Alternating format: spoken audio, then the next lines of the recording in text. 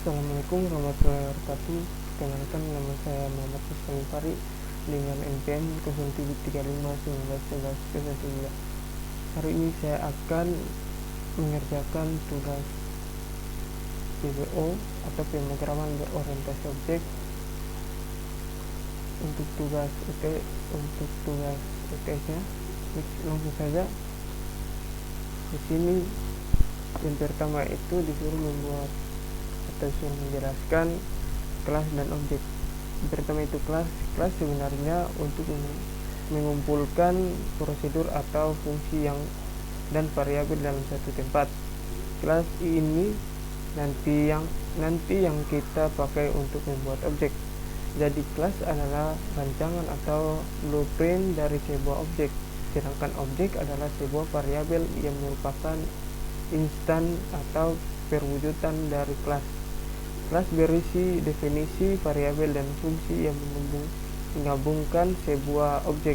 Dalam OOP, variabel disebut atribut atau properties, sedangkan fungsi disebut metode. Oke, selanjutnya yang pertama kita akan masuk ke aplikasi. Kali ini saya menggunakan aplikasi Intelligent IDE sebagai alat untuk mencontoh.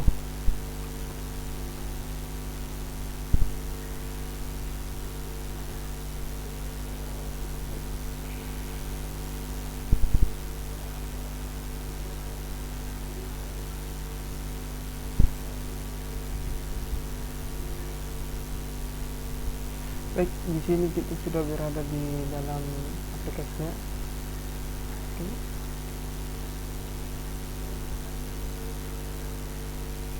Yang pertama, jika kita belum mempunyai project, kita tekan pilih new,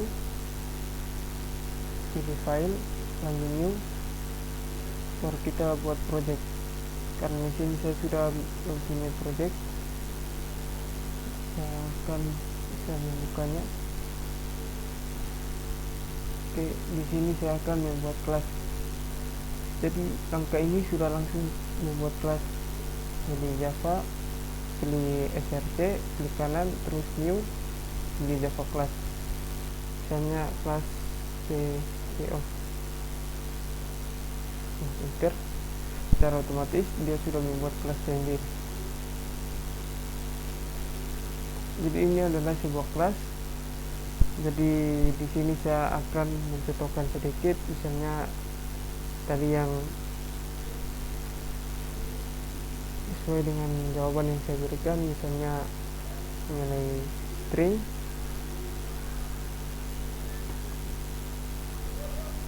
atribut, terserah atributnya, misalnya nama. Jadi ini sebelah atribut. Kita untuk membuat metode itu sebetulnya yang pertama kita tulis public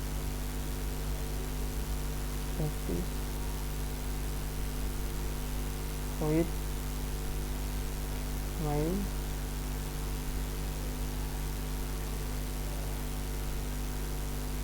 string.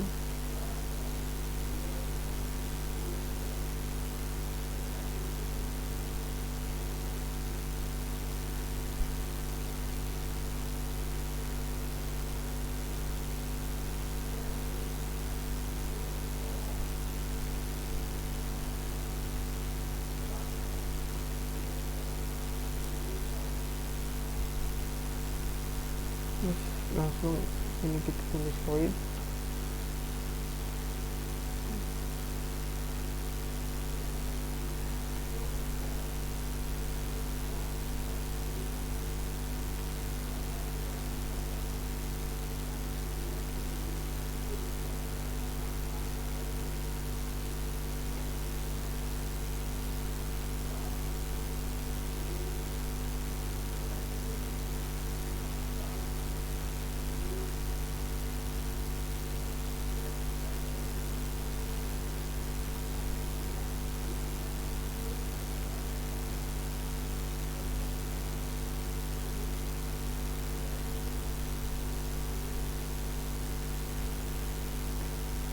Oke, jadi ini adalah sebuah metode, itu metode bisa kelas, bisa INT, terserah dari sendiri mau metodenya apa. Ada banyak metode yang dapat kita gunakan. Oke, selanjutnya yang kedua itu objek. Ini saya akan menentukan dari sebuah objek. Misalnya di sini kita sudah mempunyai nama kelas itu PBO. Misalnya kita mau ganti menjadi terserah OOP atau terserah sama saja. Misalnya sini saya menulis PBO, terus nama selanjutnya misalnya belajar.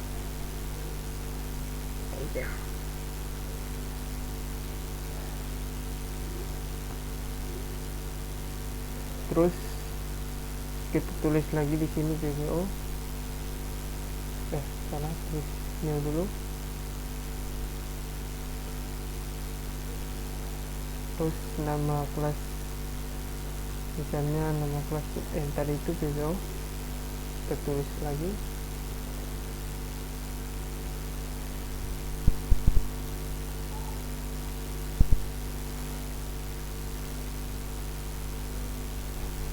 Jadi ini kata new ini berarti kita merubah sebuah objek yang sebuah kelas yang tadinya PBO menjadi belajar.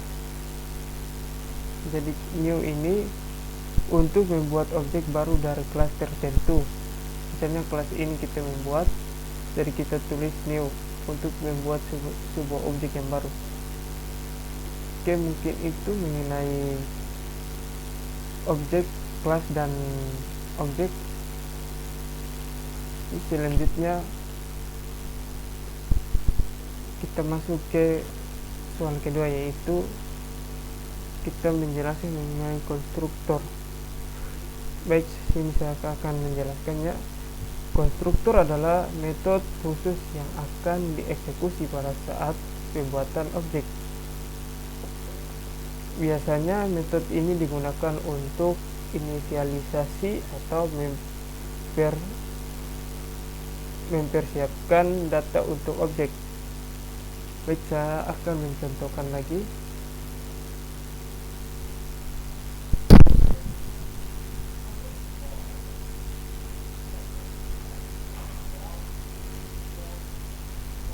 Sini kita sudah mempunyai objek, yaitu objek kelas itu PBO.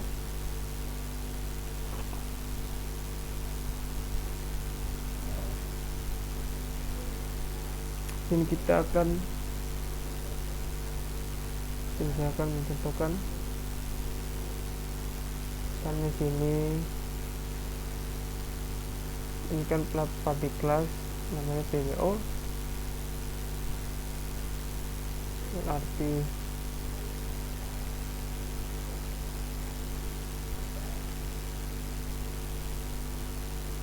public PBO.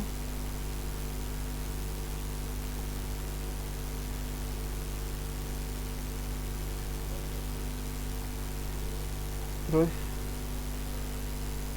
system footprint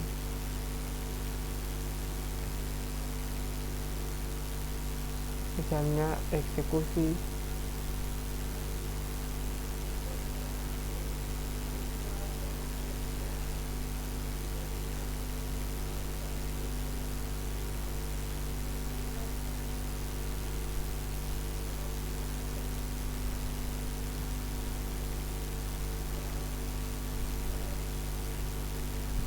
Ini adalah konstruktor. Yang ada di dalam sini adalah dari mulai ini sampai di bawah sini adalah konstruktor, yang dimana itu sebuah konstruktor adalah metode khusus yang akan mengeksekusi sebuah permintaan. Misalnya ini eksekusi metode, kita tambahkan sini supaya bisa kita menjalankan.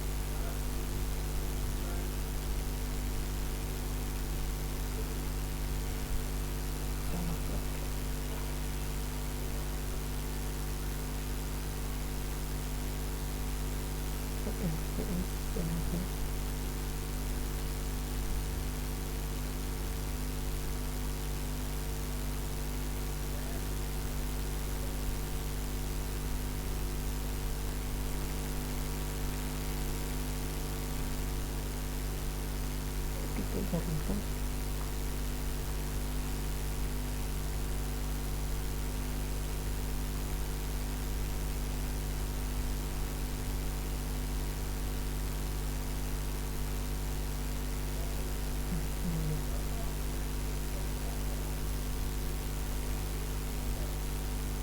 Jadi ini adalah sebuah konstruktor. Oke, kita lanjut ke soal ketiga mengenai inheritance, pewarisan. Jadi inheritance itu jika kita menggunakan inheritance, kita tidak perlu menulis properties atau metode yang sama. Saya akan contohkan dari sebuah tabel. Kita di sini mempunyai 3 kelas, yaitu kelas joki, pocong, dan burung. Di sini masing-masing kelas memiliki metode yang sama, misalnya int, ada ini ada void, di sini juga ada, di sini juga ada. Di sini hampir semua kelas itu mempunyai metode atau kata yang sama. Ini kita belum menggunakan inheritance. Jika kita sudah menggunakan, dia bentuknya akan seperti ini. Jadi dia mempunyai kelas-kelasnya masing-masing. Jadi yang enemy ini adalah sebuah kelas indukan, sedangkan zombie, pocong, sama burung itu kelas anakan. Jadi masing-masing kelas itu sudah tidak perlu menulis kata yang sama atau menginput metode yang sama. Jadi masing-masing sudah ada di kapan. Jadi di sini kita hanya tulis yang ada di kelas lain. Seperti begitu juga di kelas lain. Jadi ini adalah inheritance, artinya indukan atau pewarisan. Contohnya seperti ini juga jika kita sudah menggunakan inheritance. Jadi penting juga inheritance dalam PBO atau pemrograman berorientasi objek. Oke, kita lanjut ke soal keempat, yaitu mengenai polymorphism. Yang artinya poly artinya banyak, sedangkan morphism artinya bentuk. Jadi bisa diartikan polymorphism adalah sebuah prinsip dalam biologi di mana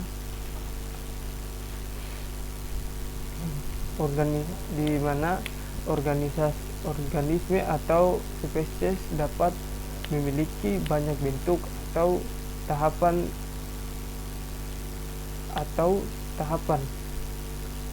Polymorphism adalah dalam OOP adalah sebuah prinsip di mana kelas namanya sama, bentuk di sini dapat kita artikan isinya berbeda, parameter berbeda dan tiap datanya berbeda. Oke, mungkin itu penjelasan mengenai polymorphism. Selanjutnya 5, itu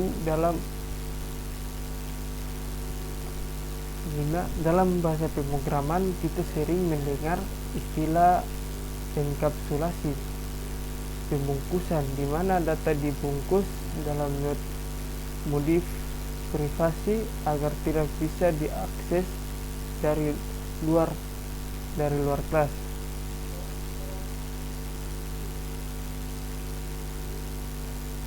Dari enkapsulasi ini berarti keamanan. Jadi tidak semua orang bisa mengakses program yang kita buat, karena kita sudah membuat sebuah keamanan itu dengan menggunakan metode privat atau privasi, yang dimana privasi ini hanya kita saja yang tahu atau yang memiliki program tersendiri yang dapat mengaksesnya, sedangkan orang yang tidak memiliki program tidak dapat mengakses. Oke, selanjutnya kita masuk ke nomor 6, yaitu metode overloading. Metode overloading terjadi pada sebuah kelas yang memiliki nama metode yang sama tetapi memiliki parameter dan tipe data yang berbeda. Kata kunci yang perlu kita ingat yaitu dalam satu kelas nama metode sama, tipe data dan parameter berbeda. Itulah metode overloading. Mungkin itu penjelasan mengenai metode overloading. Sampai di sini saya akhiri. Mohon maaf bila ada kata yang salah atau program yang saya buat ada bermasalah, dan mohon maaf. Saya akhiri. Wabillahi taufiq wal hidayah. Wassalamualaikum warahmatullahi wabarakatuh.